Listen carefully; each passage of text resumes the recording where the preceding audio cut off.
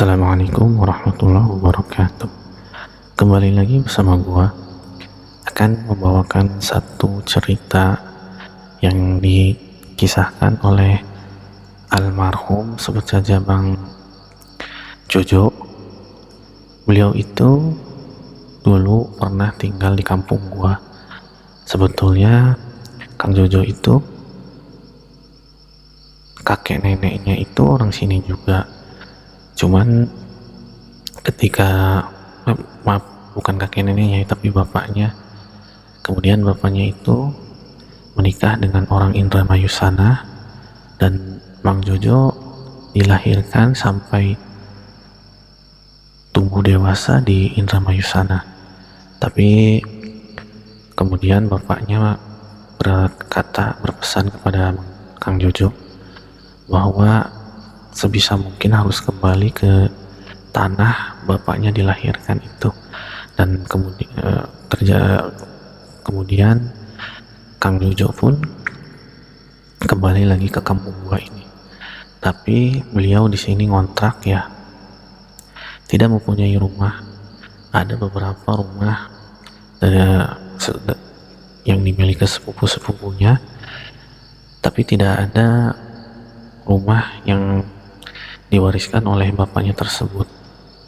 Kang Jojo ini seorang pegawai kontraktor. Beliau dulu pernah di bagian perakitan jalur pipa gas alam. Setelah mendekati masa-masa pensiunnya, beliau banyak tinggal di kampung dan juga mempunyai keahlian sebagai tukang pijit.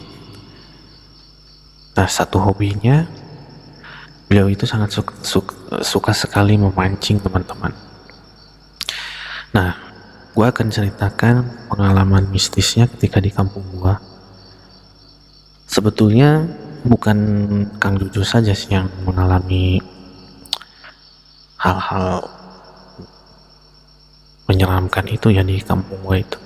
Nah, di kampung gua itu ada satu tempat, tepatnya satu daerah perkebunan yang berdampingan dengan pemakaman umum. Nah, tempat ini dijuluki orang-orang dengan nama Dayeuh, Hulu Dayeuh. Nah, Dayeuh itu adalah kosakata bahasa Sunda yang berarti adalah kota dalam bahasa Indonesia, dan hulu itu bisa diartikan dengan pusat. Jadi bahasanya satu tempat itu disebut pusat kota dari makhluk-makhluk gaib yang menghuninya. Warga pun, penduduk asli sini, mengiyakan, setuju bahwa tempat itu memang berbeda dari tempat lainnya. Di sana terlalu kuat aura mistisnya. Bahkan kalau orang-orang yang tidak beruntung bisa melihat makhluk-makhluk penghuninya berada di sana. Dan rumornya ya, penghuni Hulu Dayeuh ini adalah dari bangsa jin yang merupakan yang menjadi ular, dan mereka menyebutnya adalah bangsa siluman ular. Padahal tentunya mereka adalah bagian dari golongan jin. Nah, ceritanya kembali ke Kang Jojo ini ya. Ceritanya itu beliau mengontrak di sebuah rumah, tepatnya di pertengahan kampung, dan berbeda RT dengan gua. Ketika malam, Bang Jojo itu kan mempunyai hobi memancing. Tentunya sebelum memancing itu ada cara untuk meracik umpan agar lebih ampuh ketika dipakai lomba nanti. Malam-malam, kata Kang Jojo cerita kepada gua, beliau itu sedang berada di dapur, sedang menghaluskan campuran dari beberapa bahan. Ya gua gak ngerti sih bahan apa saja yang dimaksud Kang Jojo ini.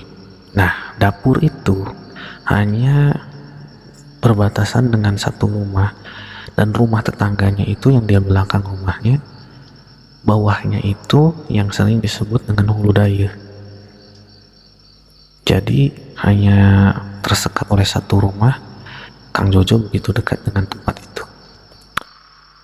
Nah, sekitar pukul 11 malam, karena kebetulan di kampung, jadi aktivitas warga itu sudah berhenti total. Benar-benar sepi. Tidak ada lagi terdengar orang berjalan ataupun main-main keluar. Dan kebetulan juga di RT itu memang paling sepi di kampung gua. Nah, tak berapa lama ketika Mang Jojo, maaf ya kalau ketukar-tukar panggilannya, gua biasanya sih panggil Mamang kepada beliau, tapi dalam cerita ini gua akan sebut Kang aja. Ketika Kang Jojo itu sedang asiknya meracik umpan, tiba-tiba terdengar suara riuh seperti suara banyaknya orang lagi berjalan bersamaan. Riuh dan terdengar gumaman-gumaman serta seperti orang yang lagi berbaris upacara lah, kata beliau. Kemudian dengan rasa penasaran tanpa takut, beliau mengintip dari celah jendela dapurnya itu, dan beliau itu dikejutkan dengan satu pemandangan aneh.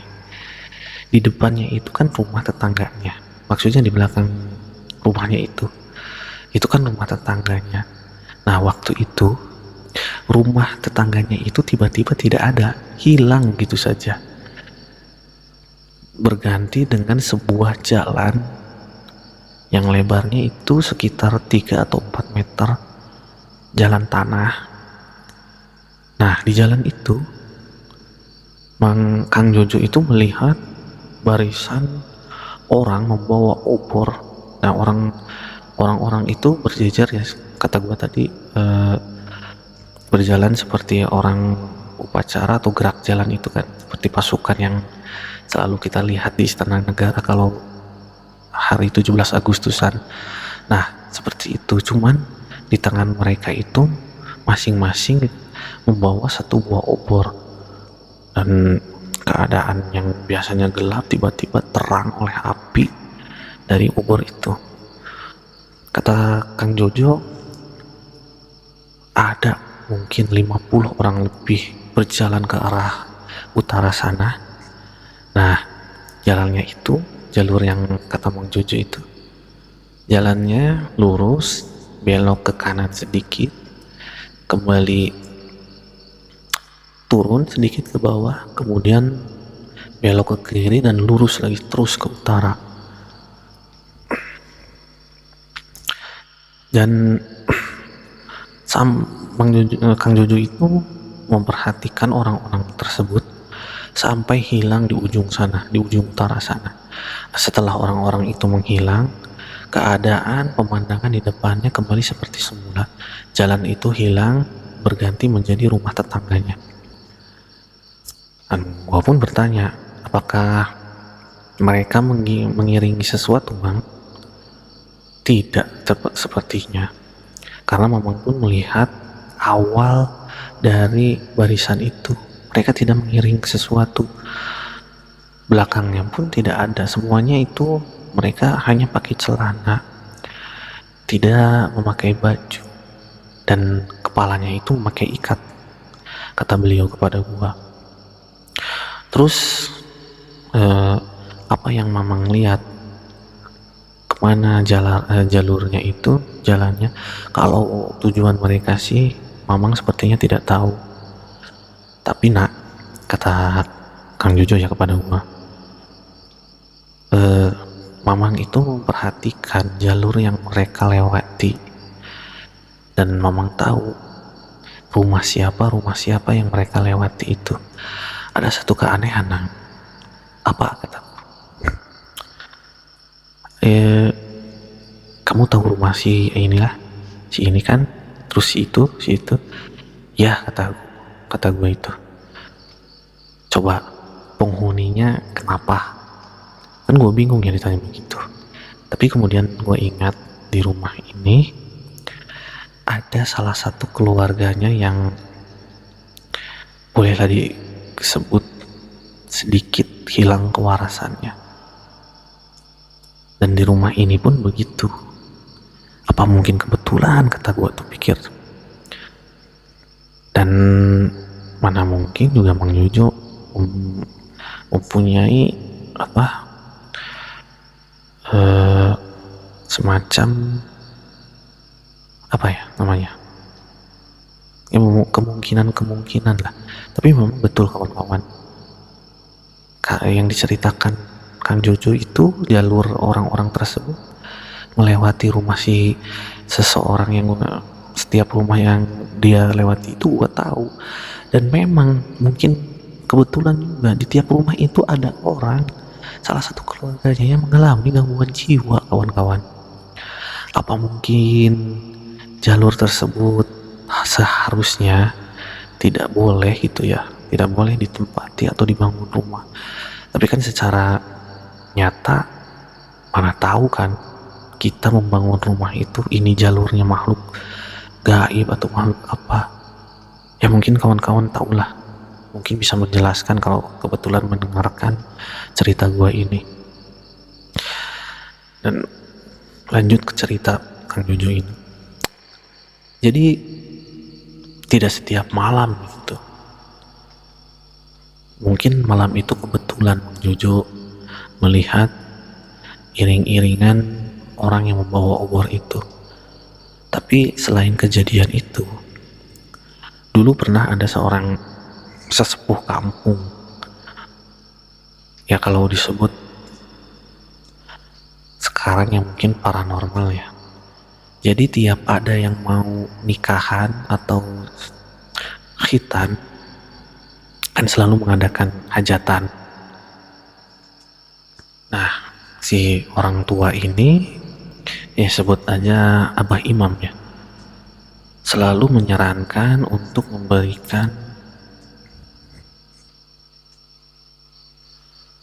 membuat sajen, dan beliau yang akan mengantarkan ke tempat yang disebut Hulu Dayuh itu. Dan kononnya, karena gue sih gak terlalu memperhatikan masalah ini, dulu kalau tidak ada atau melanggar tradisi yang sering disebutkan ini, selalu aja ada yang kesurupan dari keluarga orang yang mengadakan hajatan itu. Jadi bisa disebut benar juga, memang tempat itu telah dihuni oleh makhluk-makhluk dari golongan jin yang mungkin juga mereka terganggu dan ingin dihormati sedemikian rupa oleh orang-orang, oleh manusia. Tapi ya mohon sekali lagi tidak untuk ditiru apapun itu, apalagi kalau kita seorang muslim. Jangan pernah kita memberikan sesajen atau persembahan kepada makhluk-makhluk di luar itu. Ini hanya tradisi, kawan-kawan. Kalau sebisa mungkin kita ya lurus-lurus aja sesuai tuntunan yang ada di dalam agama kita. Tidak maksud untuk menyinggung agama-agama lain ya, karena kemurnian Islam itu ya seperti itu adanya, tidak ada hubungannya dengan makhluk-makhluk yang tidak kasat mata. Dan pengalaman gua pun di tempat itu ya, sering gua bersama teman-teman main-main ke sana, kan di bawahnya itu sawah, area persawahan. Kalau lewat tempat itu pun gue merasa emang beda tempat itu, dan tidak, kalau sendirian pun ya rasanya beda gitu, jadi mengerikan, serem gitu tempat itu. Apalagi pohonnya yang tumbuh di pinggir tebing itu ya memang besar dan menyeramkan, gelap kalau di meskipun siang hari di tempat itu kawan-kawan.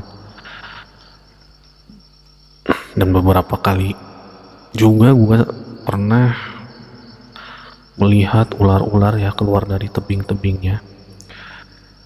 Mungkin benar juga di sana memang tempatnya siluman ular dari bangsa jin, tapi gue tidak mau memikirkan tentang hal itu. Yang gue di sini bawakan hanya cerita yang dialami oleh almarhum Kang Jojo. Oh ya, beliau itu meninggal sekitar 1 tahun ke belakang, dan meninggalnya itu di kota kelahirannya di Indramayu sana. Semoga Allah mengampuni dosanya dan menerima segala amal ibadahnya. Dan gua telah menyamarkan nama-nama serta tempat, dan gua tidak menyebutkan nama kampung serta desa, cuman menyebutkan nama tempat yang kata orang angker-angker itu. Ya, terima kasih. Sekian dari cerita gua. Mudah-mudahan menghibur. Mohon maaf bila gua membawakan cerita ini tidak terlalu menarik dalam masa tahap belajar teman-teman. Mudah-mudahan kedepannya gua bakalan lebih enak lagi membawakan sebuah cerita. Mohon dukungannya, like, share, dan subscribe-nya. Terima kasih. Wassalamualaikum warahmatullahi wabarakatuh.